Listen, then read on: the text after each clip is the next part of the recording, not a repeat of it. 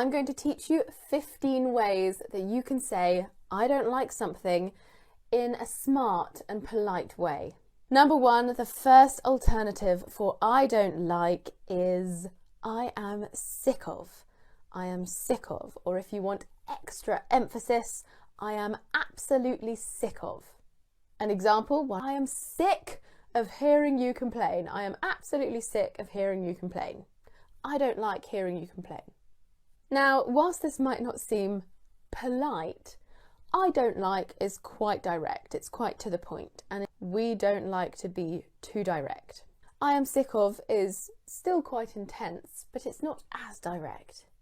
If you want to be a bit less intense, you could also say number 2, which is I don't appreciate. I don't appreciate. Or with emphasis, I really don't appreciate. An example, I really don't appreciate the way she spoke to me. This is a much more polite way of saying I don't like. The meaning is conveyed very clearly. We know you mean that you don't like it, but I don't appreciate is a much more highbrow way of saying it. Number 3, back to being intense. I can't stand. I cannot stand. An example, I can't stand people who don't know how to cue properly. Number 4, another less intense version is I'm not fond of. This is really quite polite. I'm really not fond of whatever you don't like. And this means that it's not that I dislike it, it's just that I don't love it. Haha, exactly the same thing, but sounds better. An example, I'm not fond of dancing, but I'll give it a go. To give something a go is to try something or attempt something. It's a much nicer way of saying I don't like. Another one that is very similar, number 5, is I'm not a fan of, or I'm not a big fan of. I'm not a big fan of. So remember, I'm not fond of, I'm not a fan of. We need the article there.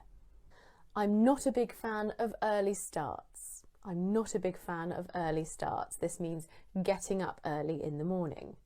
Now, number 6 is quite similar to the previous 2, but a lot of students make mistakes with it. It is I'm not keen on. Now, the previous 2 had the of preposition. We have on. Fond of, fan of, keen on. If you remember these 3 phrases, then it will look very good in exams if you use them correctly. I'm not keen on, or if you want emphasis, I'm not so keen on. And actually, that isn't really emphasis. That almost reduces the phrase further. I'm not keen on, I'm not so keen on, I'm not very keen on.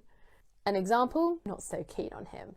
Now, the previous 3 were very, very polite, but let's go back to some more intense ones. Number 7, I can't bear. I cannot bear something. This means that you really don't like something. It's very, very similar to I can't stand. An example, I can't bear the way Tony speaks to his wife. I don't like it. I cannot stand it. It's terrible. This means that you just cannot put up with it. You can't endure it. Now, number 8 is an interesting one. It is I've had enough of. I've had enough of something. So you're not directly saying I don't like something. It's just you've reached your limit of being able to accept something. For example, I've had enough of scam phone calls.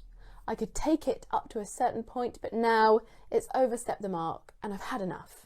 That's very British. I'm sure lots of British children have heard their parents say that they've had enough. Now, back to a really polite one. Number 9. If someone is asking you to do something, but it's not your thing, you don't like what they're offering or what they're asking you to do, you can say, I'm not into, or I'm really not into. It's not my thing, is what you're saying. An example, sorry, I'm really not into that type of music. I don't want to say I don't like the music that you're playing, but I'm not into it. It's not my thing. It's quite a nice thing to say. Another more polite one is number 10, I'll pass on, or I think I'll pass on. An example, I think I'll pass on visiting Grandma after she was so rude to me last time. I'll pass on that. I don't want to do it. It's not literally I don't like, it means I don't want to do something. I think I'll just avoid doing that. You're implying that you don't want to do something, that you don't like doing it, so I have included it in the list. Number 11, a very British one. It's not my cup of tea. It's not my cup of tea. Again, another way of saying it's not my thing. I'm not into that. An example, thanks for the invite, but ice skating really isn't my cup of tea.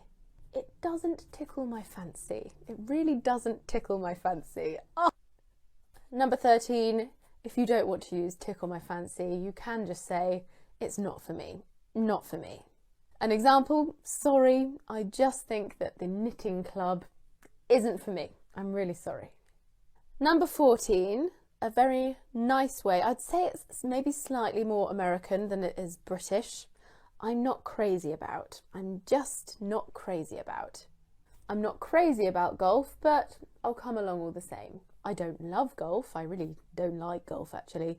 But I will come along anyway. All the same is the same as anyway. And number 15, this is quite a good one if you want to offer an alternative. If you don't like something and you would prefer to do something else. It is, I'm more of a person. For example, I don't think I'll come to the dog shelter with you. I'm more of a cat person.